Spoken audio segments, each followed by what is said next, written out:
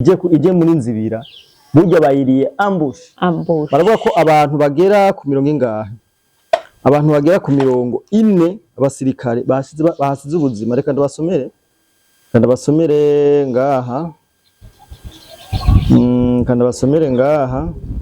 abasirikare 40 ba AFC M23 harimo umukuru w'ingabo bishikanye mu karere ka gisirikare ka 34 k'ingabo za FARDC. Aba n'abantu bishikanye. Major Dieudonné Kasereka umuvugizi w'akarere ka M23 k'igisirikare ca FARDC avuga ko hariho n'abandi bariko barishikana mu turere twinshi two mu ntara za Kivu y'uburaruko harimwo Rucuru, Masisi, Warikare hamwe na Karehe muri Kivu y'epfo. Uwo mukuru wa gisirikare yasobanuye neza ko benshi muri abo bari mu ntambara ari abasivile binjijwe ku nguvu muri M23 harimo kandi abahoze ari abasirikare ba FARDC n'abapolisi bashimuswe mu bisagara bya Goma na Bukavu. Sibyo mbushi abarenga 200 basiga ubuzima muri Zibira. Urumva? Ukuvuga iki? Ibi bintu tuza kuvuga ngaha ni ibintu byerekana ko M23 ubwayo iremvye. Sibyo? M23 ubwayo iraremvye igeze hafi. Nukuvuga iki rero? Kandi rero uku kuremba nibo bakwikwegeye. Hello guys, mumeze neza. So niri Carlen Alou comme d'habitude monsieur comme ni msumene maso yinyana. So guys, turabaramukije cyane turangiye kubaha ikaze iwacu kuri Carlen Alou TV. Kongera tunabaramutsa ya promoter naho turakuramukije cyane twongera tunakwakira.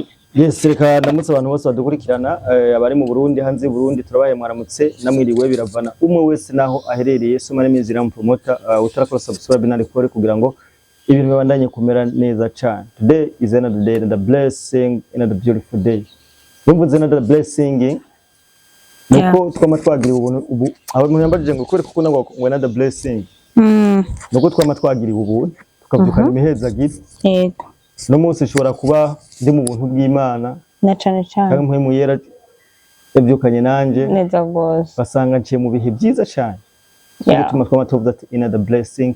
Nawe ndakwifuriza aho dukurikirana kugira umugisha ugeretse ku wundi. Amen. Yes, twoga twibutse abantu kugira subscribe urabona ko tufise umuryango wagutse. Kandi tuko tubigeraho kubera bano bantu neza gose. Mweka tubabwira ko turabakunda cyane tunavuga ku mutima vraiment. Ego. Reka tubwirwe ko tuja mu cyo bita ivyunguka. Ni muri UNASCOKI Union Nationale des Sociétés Coopératives Kibonobono n'urunani rw'amashirahamwe yagiye hamwe kugira ngo ari mu gitegwa cy'ikibonobono hamagarira abarundi bose babishoboye kurima igitegwa cy'ikibonobono. Mbuza abarundi babishoboye urumva ko hari abarundi baba bafise amahegitari n'amahegitari yo kukirimamwo. Akaba n'undi mugwi w'abarundi utishoboye ndavuga abantu aho nikora ariko nabonye ntibibagiwe bashobora kurima ibiti bitatu gusa. Birimwo amahera ubuzima cyane. Bishobora kuguhindurira ubuzima. Iyi sifi yo kurindira gusa amezi 6 kugira ngo cere. Kandi bagahamagarira abarundi gutwara y'imitahe ibihumbi 12 bakaba abanyamitahe. Iyo utwaye umutahe muri UNASCOKI no kuvuga ubufise amahirwe yo kuba umwe muri bo ubaye mu muryango no kuvuga ushobora no kuronka akazi biciye muri Kibonobono.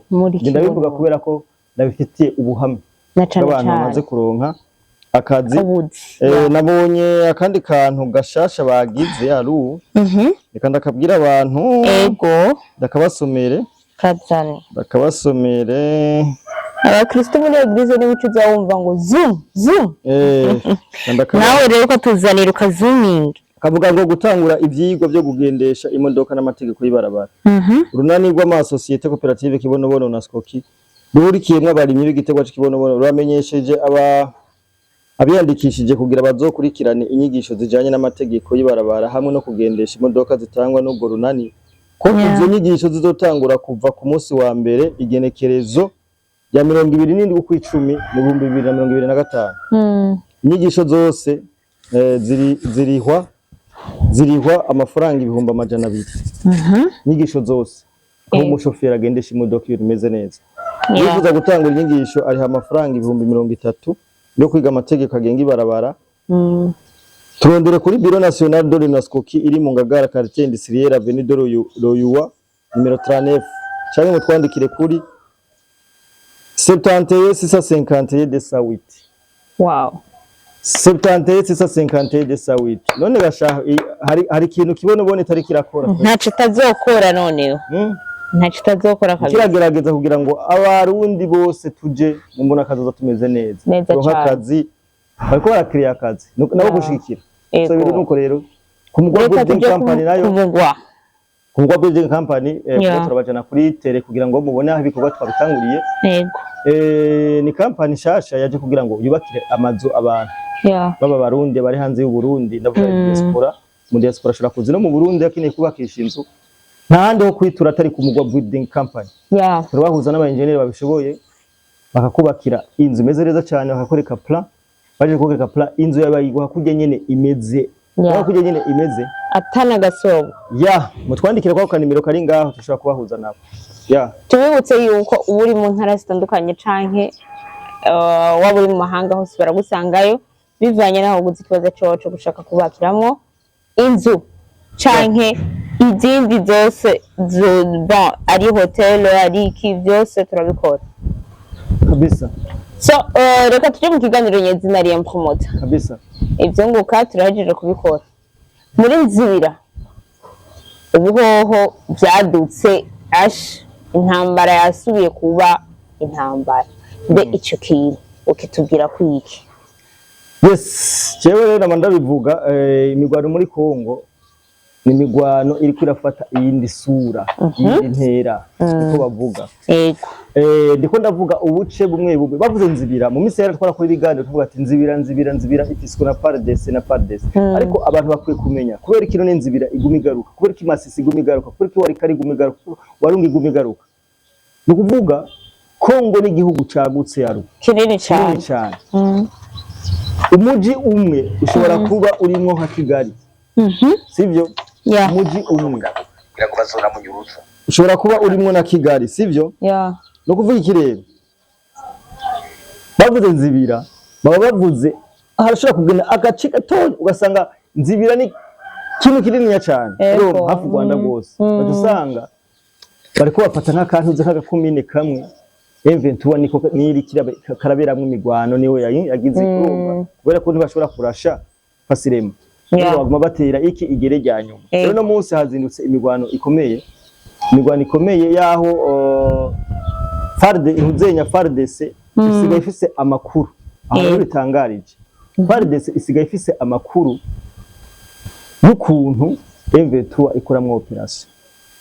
Nuko M23 ubwa mbere yinjiza abasirikare muri M23 barabonye abasirikare binjiye harimo abamama bafise amada harimo ibiki urumva ariko bari abamama bafashwe ku nguvu ntibari abamama bagiye mu gisirikare kubera bagishaka bari abantu b'abakomersa bafashwe bagije kubafata barabinjiza igisirikare ku nguvu. Murabona ko M23 iri bukavuna goma bari muri situation iteye ubwoba.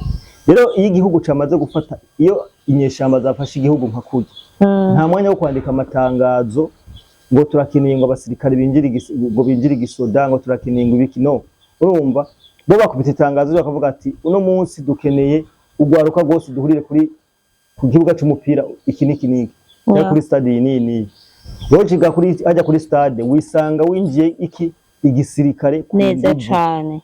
Navyo rero byabaye muri Bukavu na Goma igihe binjizwa abanyagihugu igisirikare ariko dasubiyemo ntibagiye kubera bagikunda bagiye kugahato no ku nguvu. Arico catumye M23 yikwegera abansi benshi ntiyabimenya.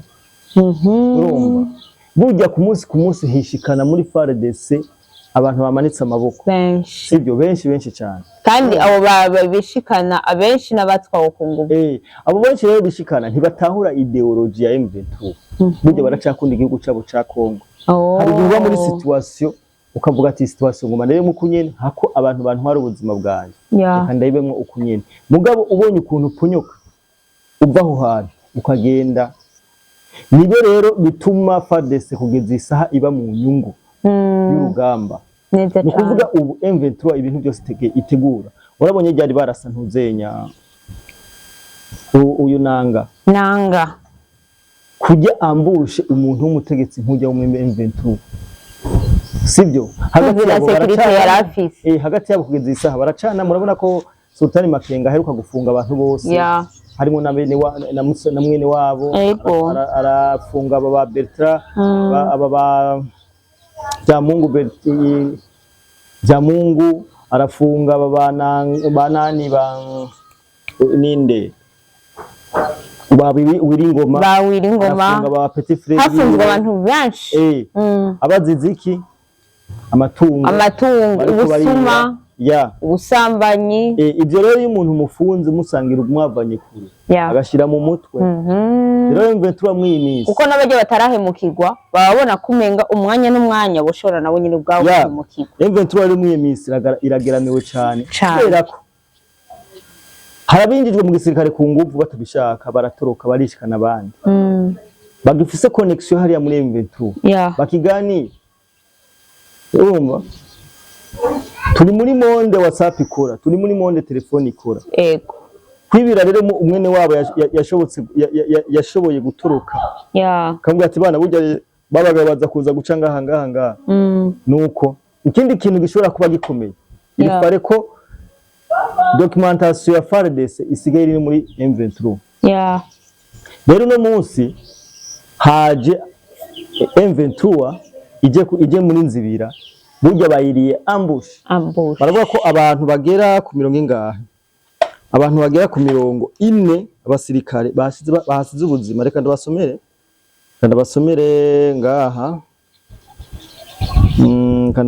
ngaha abasirikare 40 ba AFC M23 harimo umukuru w'ingabo bishikanye mu karere ka gisirikare ka 34 k'ingabo za FARDC aba n'abantu bishikanye Major Dieudonné Kasereka umuvugizi w'akarere ka M23 k'igisirikare ca FARDC avuga ko hariho n'abandi bariko barishikana mu turere twinshi two mu ntara za Kivu y'uburaruko harimwo Rucuru Masisi Warikare hamwe na Karehe muri Kivu y'epfo uwo mukuru w'igisirikare yasobanuye neza ko benshi muri abo bari mu ntambara ari abasivile binjijwe ku nguvu muri M23 harimo kandi abahoze ari abasirikare ba FARDC n'abapolisi bashimuswe mu bisagara bya Goma na Bukavu sibyo mbushi abarenga amajana 2 basiga ubuzima muri Zibira urumva ukuvuga iki ibi bintu tuza kuvuga ngaha ni ibintu byerekana ko M23 ubwayo irembye sibyo M23 ubwayo irarembye igeze hafi nukuvuga iki rero kandi rero uku kuremba nibo bakwikwegeye nukuvuga iki rero ibi ni ibintu biko biragaragaza ko M23 yatsinzwe kuko umaze gutakaza abasirikare amajana ni siri plus sibyo nabonye n'umuvugizi wa M23 yashoboye kupostinga kuri Twitter aho yavuze nti FARDC iriko koresha imbaraga zirenze ziteye ubwoba sibyo iyo rero batanguye kuvuga ivyo bintu je nama nabivuze haba hari kibazo gikomeye sibyo hariho na indi situation ya Warikare nawe nyene nuko nyene habaye igitero umva no kuvuga bakubita mu mice yose no kuvuga bariko bakira ico bita sirinombre neza cyane no kuvuga bamwe bagenda nzibira mugabo nzibira mu gusango bunzibira ifiswe na FARDC 90%. Ako kantu nagace gatonya bagiyemo nyene mugabo wazarendo ichikoriki akazi. Ni nkuko natwebwe aya makartier yiwacu yino. Ubona ko Kamenge ari nini. Sibyo dufate ngo bafashe Songa muga muri heha ntibahafashe. Ubona ko bari nini ya. Uko hose ni mu Kamenge. Ikindi twabwira abantu ko ibice 99% kwijana ifiswe na FARDC muri nzibiri. Warikare naho nyene havyuse uko nyene. Warikare naho nyene hishikanye abandi bantu ba M23 abo nyene. Gusa M23 ntishaka kwemera ko yananiwe urugamba. Yabivuga ngo nabasivile murumva ngo bajya ngo nabasivile niyo bapfuye babita abasivile. Sinzi kumaze kumva ingene bavuga. Babita abasivile kubera baba batatanguranye nabo babinjije deje kuvuga ko ntibabemera ntibabemera c'est ça rero nico gihari no kuvuga iki gufata umuntu ku nguvu ukamwinjiza igisirikare yamara gufuka cumwihakana bisigura ko ni systeme bariko barakora yo gushira ibitambo imbere mugabo ibi byose fendof bazovyishuza bizorangira nuko so Liam promoter turiko turaraba Kongo niyo ifite ibigwanisho byinshi kurusha u Rwanda mbega tuvuge yuko u Rwanda mu gihe twari tuzi yuko rwari rufitaniye amasezerano kuva kera n'abazungu canke barufasha muri byinshi kubera bari bamenyereye ko barashira ubutare kuriko badashobora kubafasha nabo mu gihe bazi ko bari mu ntambara bakabaha ibigwanisho nje bagikunda kubera ko ubu mwanya Kongo yatsinze u Rwanda muri diplomasi ukuvuga hariho abantu abariye abantu bari bafashije u Rwanda zisaha baguhindutse sivyo iyi ntambara rero nico Tshisekedi yashoboye kugira kumetriza iyo Tshisekedi atametriza ico bita diplomasi ndakubwije ukuri hari kuba ikintu giteye ubwoba hari kumushuhana abona n'ibyari ureka abanyarwanda bafise connection abanyarwanda mu bisanzwe aba Elon Musk aba batwara za Facebook zande nibo bantu bakenera bujya butare bwo muri Kongo mu bisanzwe idiri yari ifise bajya bagabo hamwe n'ubutegetsi bwari buhari bw'abantu zeye b'abademokrate ari bande aba bantu zenya ba Joe Biden rero Kagame yari yarubatse sirikwi hari yite ubwo sivyo Trump rero urabona kujya kuntu yimereye kari gisadisa cyo cikundira inoti iganyaganya nukuvuga iki Tshisekedi yaragiye en avance mu biganiro nande na Tshisekedi sinzi ko yigeze yanama yagirisha muri Belgique y'abakongomani baba nane yababwiye ati abanyamerika ni kenshi abanyarwanda ni kenshi bagerageje kwivanga mu madiri yacu kugira ngo ibyo tuko turaganira na Amerika ntibibe neza cyane nibaza ko ari kubera iki nivyo so nukuvuga iki rero yaramaze kurangira yarabatsinze ki diplomasi nukuvuga nababafasha kubigwanisho none woguma wemvesesa ku muntu ari umuha ibigwanisho atari karavansa mu rugamba uri kurahomba nawe reka ibigwanisho amafaranga ibigwanisho amafaranga ujye igwanisho n'amamiliyaridi rero umuntu ariko araguha amafaranga wamwijije ngo mu ndwi zibiri mu mezi angahe ngo nzo ndaguhaye resultat bikanga birangira ubivuyemo c'est ça reka ndagushimire cyane Liam promoter reka dushimire abantu bose badukurikira ejo nababwiye yuko jewe mporanyugwa n'ubusesangozi bw'iwawe andika muri commentaire ko nawe unyugwa hama ntidutukane duhanurane muri commentaire canke dutereranire amajambo ajya hirya no hino kabisa so thank you so much kabisa